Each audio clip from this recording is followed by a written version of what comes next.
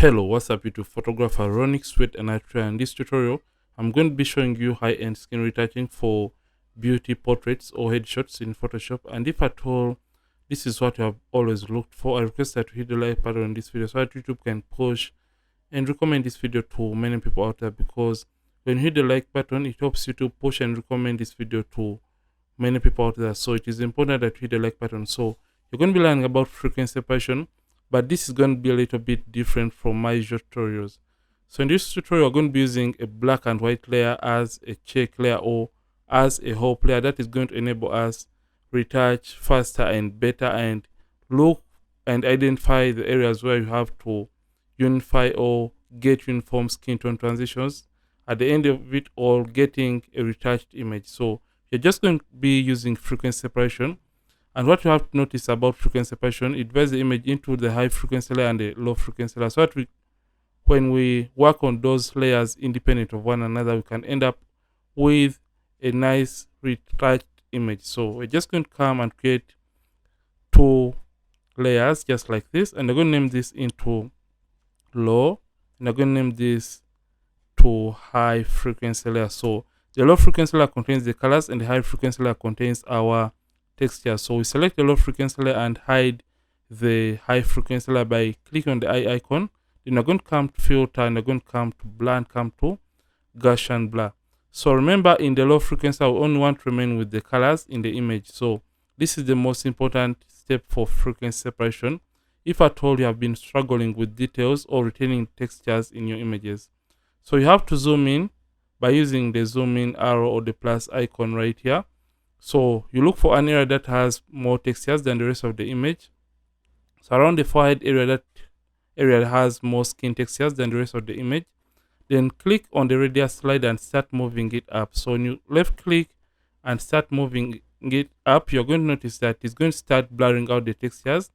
And in the end, you're going to be remaining with only the colors in the overall image. So just come and start taking the slider up to the point when you feel like the details are just starting to get lost or disappear from the image, and stop at that point. So at around 7, that is where I'm just starting to lose out on the textures, and simply hit OK. So the image is going to turn out or look a little bit blurry. So when the image is looking blurry, don't mind about that, because in the high frequency layer, we are going to be remaining with the textures. So you're going to be extracting the textures from our low frequency layer and paste them into the high frequency layer. So what we are going to do, I'm just going to come and activate the high frequency layer and now select it, and I'm going to come to image, and I'm going to come down to apply image right here. So when you come to apply image, you're going to get back the apply image window right here. So if at all you're using a 16-bit image, make sure you select the low frequency layer right here. Then for 16-bit image, the blend mode has to be add, preserve transparency and mask cannot check. The scale is 2 and offset 0, and make sure you turn on the invert option, and you can see that the textures are on the gray kind of layer.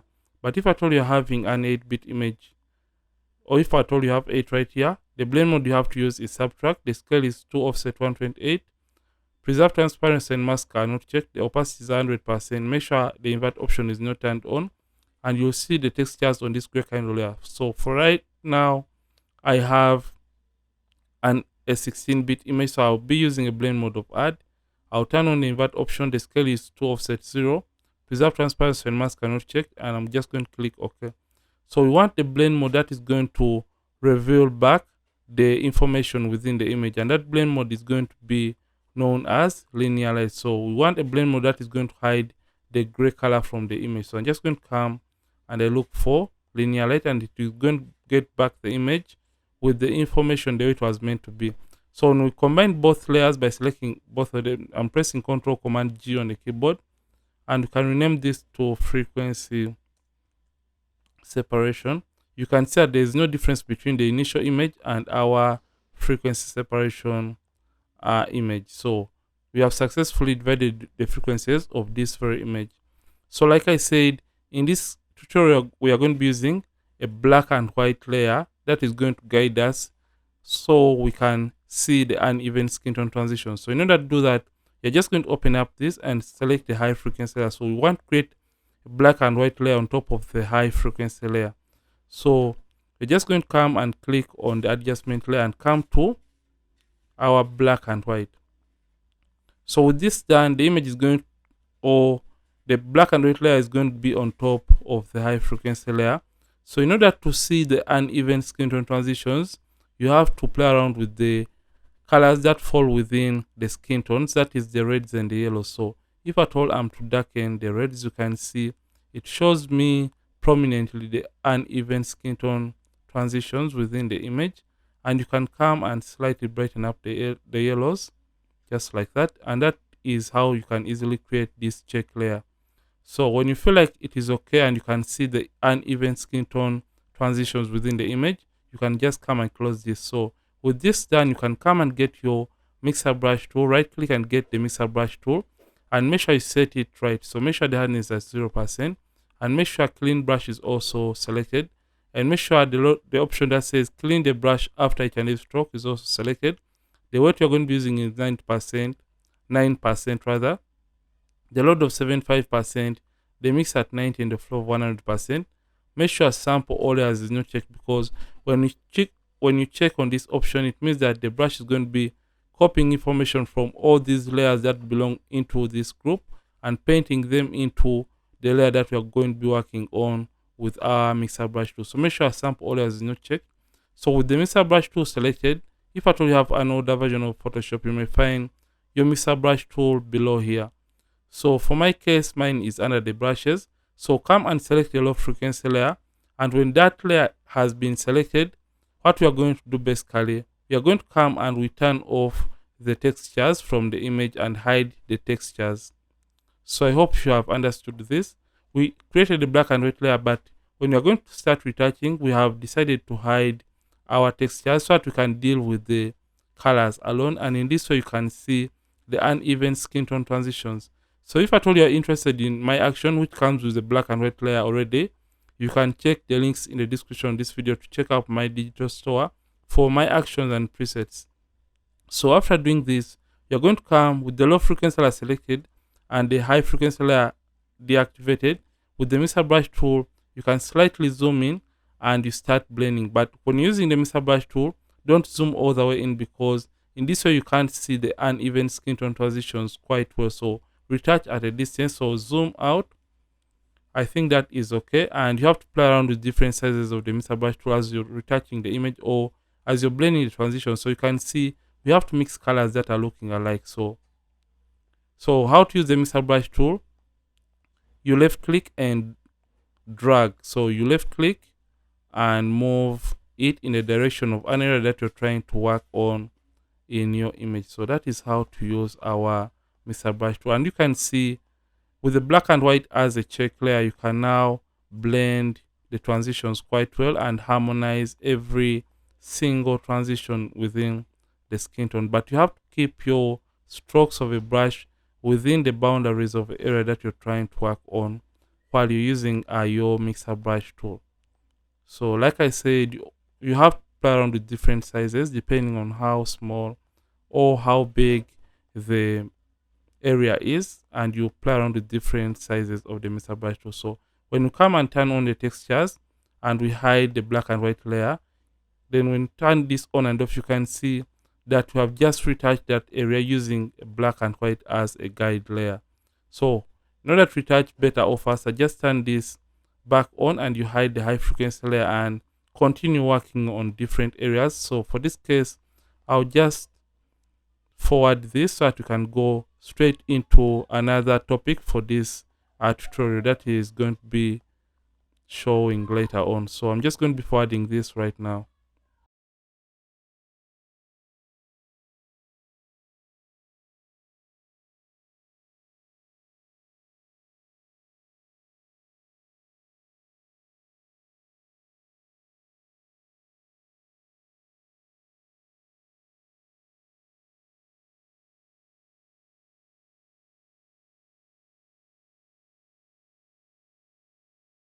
Hello, welcome back, and now you can see I'm done retouching or blending the transitions within the skin tones. So if at all I hide the high frequency layer and activate my high frequency layer, like if I said I hid my black and white layer and I activated my high frequency layer, you can see the before and after for just the retouching of this very image.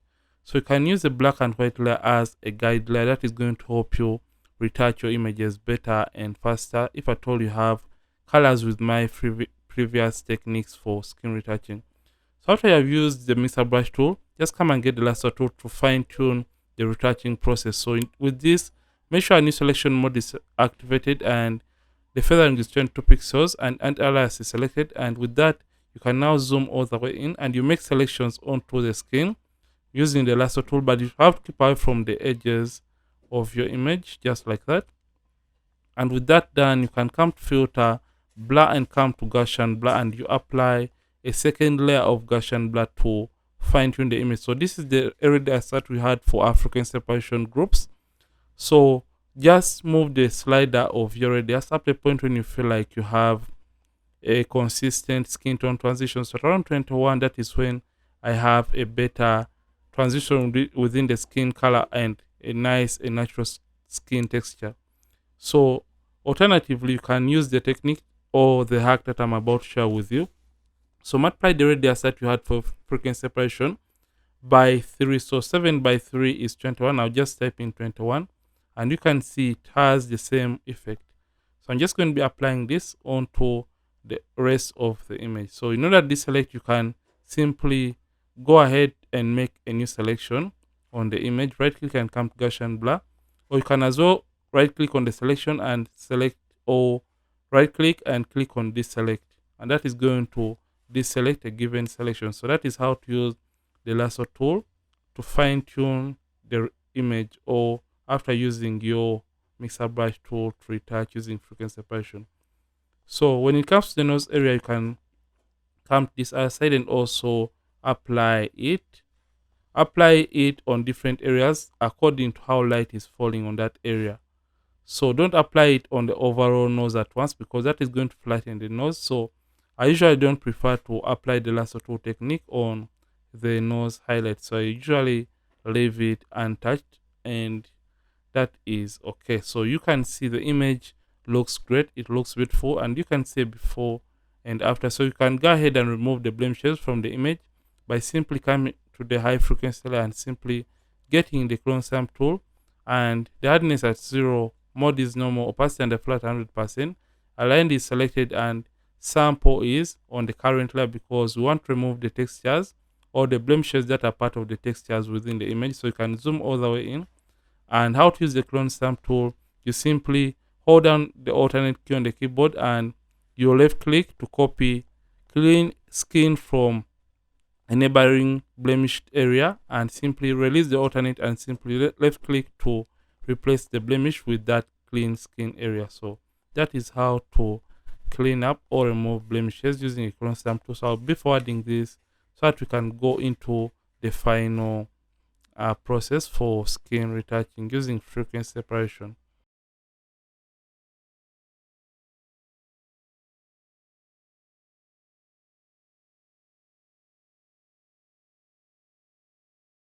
Hello, what's up YouTube? And now you can see we are done removing the blemishes from the image, and you can see a quick before and after for the overall skin retouching and also removing all the blemishes. So let's do a little bit of the color grading on this very image. So I'm just going to come and delete the black and white layer because at this point we no longer need it. It was just a guide for helping us to retouch the image. So I'm just going to come and get to the hue and saturation, and what I prefer to do for that nice rich and chocolate skin tone, I come to the master and simply come to my reds and come to the lightness and drag it down, and that helps me to get a better skin tone for the image. That is okay, and I prefer to add contrast to the image. So I'll just come brightness and contrast and simply pump up the contrast of this image. So right now I'm done doing that simple color grading. So I'll do a little bit of eye whitening by simply coming to this and coming to the hue and saturation and simply take out the saturation from the overall image up around -88 and invert this by pressing Ctrl Command I on the keyboard. So I'll come and get the brush tool. Make sure you select the brush tool right here, and for settings I prefer the hardness to be at 0, opacity and the palette 100%. Make sure you have black and white right here because you want to reveal what was hidden behind the black mask. So make sure white is on top. I know that we said to have black and white. You can click right here, these two small boxes, or you can switch between black and white by using X on the keyboard, or you can use this arrow. So with that, with having white on top, you can just come and simply click and paint on the eyes to whiten them. You can say this is a better and more effective way to do your eye whitening within Photoshop. So you're done whitening the eyes, and let's look at the overall before and after for skin retouching and those minor adjustments that we just made. So this is the before and after for the overall skin retouching and color grading. So this is it for this tutorial. And if at all you have loved this, don't forget to like this video, and don't forget to subscribe this channel. If at all you have been watching and you're not subscribed yet to this channel, Ronix from Ronix Photography. Thank you for watching. I'll see you in yet more amazing tutorials, and don't forget to keep practicing and also keep creating.